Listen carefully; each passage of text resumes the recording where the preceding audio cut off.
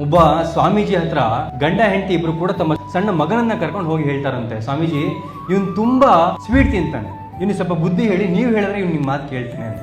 ಅವಾಗ ಸ್ವಾಮೀಜಿ ಆ ಹುಡುಗನ ತಲೆನ ಸವರಿ ನಕ್ಬಿಟ್ಟು ಹೇಳ್ತಾರಂತೆ, ಇವನ್ನ 10 ದಿವಸ ಬಿಟ್ಟು ಕರ್ಕೊ ಬನ್ನಿ ಅಂತ.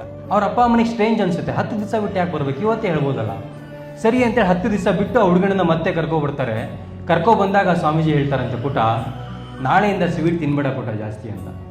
ಅವಾಗ ಅವ್ರ ಅಪ್ಪ ಅಮ್ಮ ಕೇಳ್ತಾರಂತ, ಅಲ್ಲ ಸ್ವಾಮೀಜಿ ಅವತ್ತೇ ಹೇಳ್ಬೋದಿತ್ತಲ್ಲ ಇದನ್ನ, ಇವತ್ತೇ ಯಾಕೆ ಹೇಳ್ತಿದ್ದೀರಾ? 10 ದಿವಸದ ಹಿಂದೆ ನಾವು ಇದಕ್ಕೆ ಅಂತ ಬಂದಾಗಲೇ ನೀವು ಹೇಳ್ಬೋದಿತ್ತಲ್ಲ ಅಂದಾಗ ಸ್ವಾಮೀಜಿ ಸುಂದರವಾಗಿರೋ ಉತ್ತರ ಕೊಡ್ತಾರೆ, 10 ದಿವಸಗಳ ಹಿಂದೆ ನಾನೇ ತುಂಬಾ ಸ್ವೀಟ್ ತಿಂತಿದ್ದೆ. ಇವತ್ತು 10 ದಿವಸಗಳಾದ್ಮೇಲೆ ನಾನು 10 ದಿವಸಗಳು ಕೂಡ ಕಷ್ಟಪಟ್ಟು ಸ್ವೀಟ್ ತಿನ್ನೋದನ್ನ ಬಿಟ್ಟು ಈಗ ಅವನಿಗೆ ಬುದ್ಧಿವಾದ ಹೇಳಿದ್ರೆ ನನ್ನ ಮಾತಿಗೂ ಕೂಡ ಒಂದು ಬೆಲೆ ಇರುತ್ತೆ, ನನಗೂ ಕೂಡ ಆತ್ಮತೃಪ್ತಿ ಇರುತ್ತೆ.